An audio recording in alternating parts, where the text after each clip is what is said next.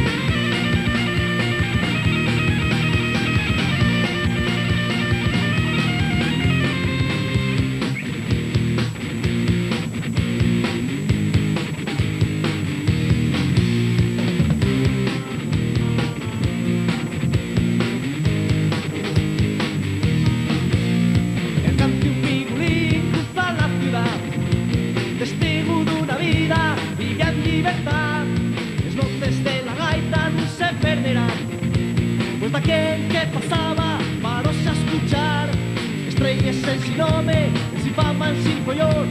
Ayumen con acordes una tarde invernal, espardece un ambiente pacífico y cordial.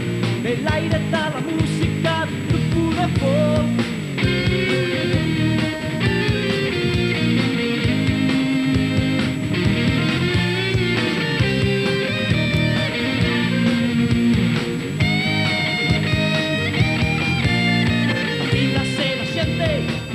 Más allá, un prove que problemas